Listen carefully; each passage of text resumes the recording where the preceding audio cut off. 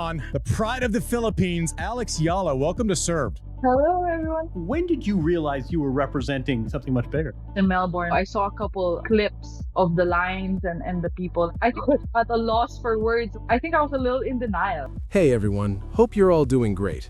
So Eala just sat down for an interview, and girl, she didn't hold back at all. No filters, no polished media lines, she spoke straight up.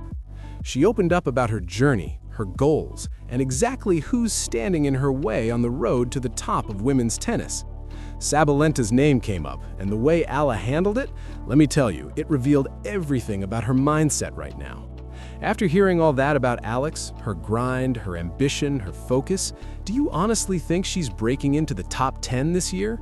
Drop your predictions in the comments. All right, let's dive into the interview itself. On. The pride of the Philippines up to a career-high ranking this week of 29 in the world, back where it all started a year ago, or at least where we got to know her in professional tennis. Eala, welcome to Served. Hello, everyone. Thanks for having me. It's so great to have you.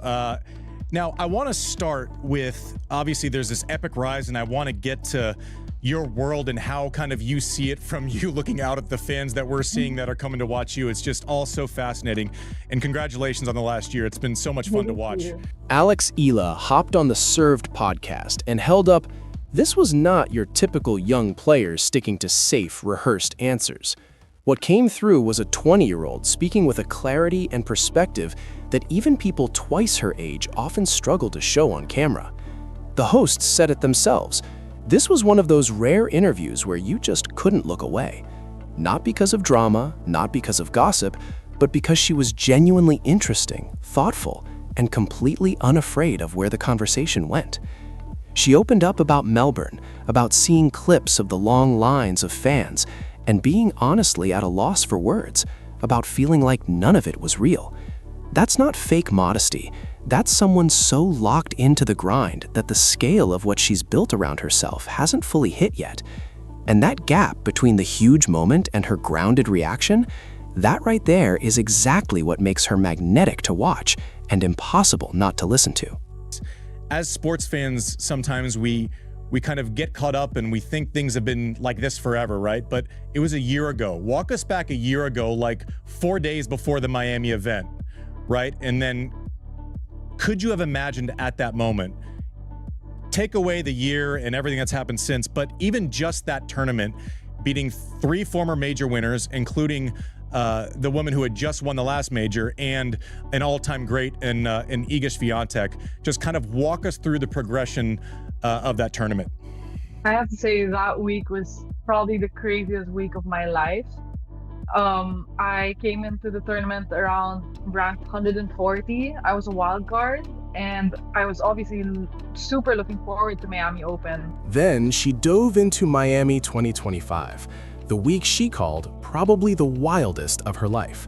She came in as a wild card, no seeding, not much recent success to lean on. She admitted that the result was a huge shock. She knocked out the world number 5, then the world number 2, back to back. She made it to the semifinals, and she recounted the whole thing with the same calm she shows on court. Not fake modesty, just the vibe of someone who processes everything internally and doesn't need to perform for anyone. That composure didn't happen by accident. She moved to Spain at 13 to train at the Rafa Nadal Academy. 13.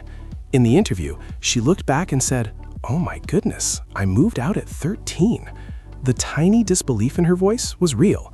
Because when you're 13 and making that choice, you're not thinking about the full weight of it. You're just thinking about tennis, thinking about getting better. The reality of leaving home, leaving your country, leaving everything familiar, hits later. For Eala, it hit while she was already deep into becoming the player she is now. She was asked about the first time she practiced next to Rafa Nadal at the academy. Intimidation? Real. The excitement? Also real. Training in that environment, surrounded by that standard and philosophy, left a clear mark on how she plays. Her forehand shows it, is the heaviest, fastest, with topspin that pushes opponents far behind the baseline. It's the kind of shot that doesn't just win points, it physically moves opponents where they don't want to be. Her movement, consistency, and long rallies, the ability to grind without losing focus, all of it traces back to years at an academy that produces a very specific type of player, disciplined, patient, physically relentless, and ready to raise her level when the moment demands it. We got a big one coming. Yeah. Alex Eala, the phenomenon. We didn't know largely the tennis community a year ago before her run in Miami, and now it's must-see TV and drawing maybe the biggest crowds anyone outside of Alcaraz Center and the like. She represents the Philippines, which is a country with more than 100 million people, but doesn't have a lot of history in tennis, and she's really leaned into it. Here's a player who just gets it. There is such a loyal fan base from this demographic that honestly tennis hasn't had much representation of in the past. It's really lovely to see, and it's lovely how she has shouldered that so gracefully. I'm just really excited to learn more from her. I've watched her, I've read the articles, I've seen her speak in press. I know that our served audience will love hearing from her as well, so tune in for That foundation is exactly what Eala brought to Miami 2026. Ranked 29th in the world, seeded 31st, returning to the same tournament that changed everything for her just a year ago. Except this time, she's no wild card with nothing to lose. She's a known force. She's the player people are showing up to see. She's the one Coco Gauff publicly acknowledged before their match. The one Gauff even felt she had to apologize to the crowd for making them wait, because that crowd had come specifically for her opponent. Pause for a second and think about that. Gauff is a Grand Slam champion, one of the sport's most recognizable stars, and before facing Alex Eala, she had to acknowledge that the arena belonged to her. That level of respect, it doesn't come from ranking points alone. It comes when a player captures something bigger than results, when they earn the genuine emotional investment of the fans. Eala has that, and the interview made it clear she knows exactly what it means without letting it consume her. She was asked about representing something way bigger than tennis, about being the highest-ranked Filipino in WTA history, not just right now, but ever. And her answer wasn't a scripted line about national pride, it was an honest reflection. Melbourne showed her the scale through crowd clips and fan footage, and her reaction wasn't triumph, it was quiet disbelief. The kind you see in someone so focused on the process that the results catch them slightly off guard. The Served podcast hosts kept circling back to the singular nature of her position. She's representing a country with basically no top-level tennis tradition. There's no template for what she's doing. No previous Filipino player has gone this far or left a roadmap behind.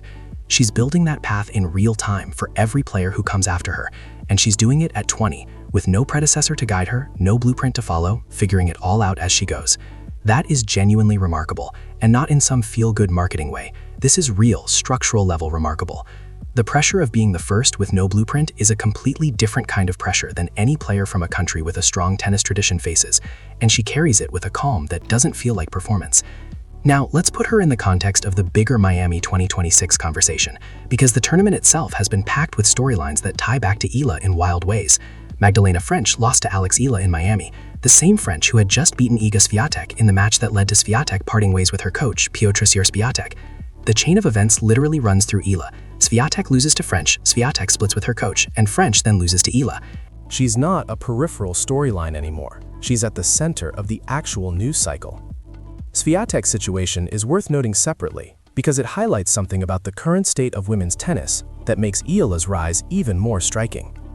Swiatek is still ranked number 2 in the world. She won Wimbledon less than a year ago, yet the post-Wimbledon stretch has been marked by surprising losses, public remarks about being lost in her own head, and now a coaching change heading into the clay season.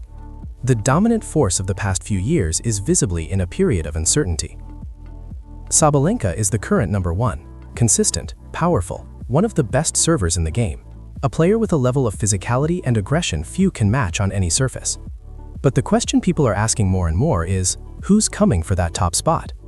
And the answer that keeps popping up in podcasts, media coverage, commercial data, and crowd reactions across 4 tournaments? Alex Eala.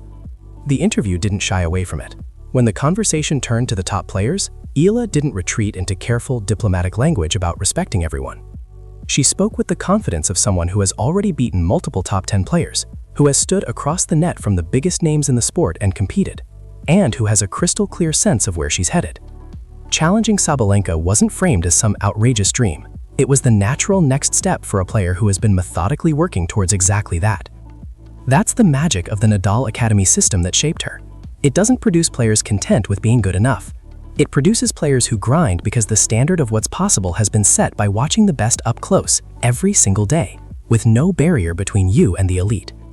When you practice next to Rafa Nadal at 13, your internal benchmark for commitment isn't a YouTube highlight. Eala has carried that standard through every match, every tournament, every ranking milestone, and now she's at the point where her own performances are the reference points. The Miami wildcard run, the top 5 wins, the semifinals, the jersey sellouts, the Nike ambassador tunnel placement, the Vogue cover, each one raises the bar for what she expects from herself going forward. She told the hosts she wants to emulate the best Filipinos, not just in tennis, but in character, in who she is as a person. That line hits even harder when you know she's doing it without a template, without a predecessor, in a country that has never produced someone this far in professional tennis. She is simultaneously the best example of what Filipino tennis can be and the person building that example from scratch. The podcast hosts couldn't stop talking about her after it wrapped, one of those conversations where you just want to listen. That's not something you say about every player. That's something you say about someone who has something real to offer beyond the sport. Sabalenka has the ranking, the titles, the #1 spot, but Eala has the momentum, the market, the crowd, and now an interview that reminded everyone exactly why rankings, jersey sales, and sold-out arenas won't slow her down anytime soon. The challenge has been issued, not loudly, not dramatically, but clearly, confidently, and without apology. Alex Eala sat down and said everything she needed to say without saying anything she didn't mean.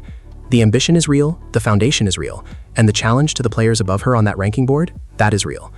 Thanks for watching, and make sure to subscribe to my channel.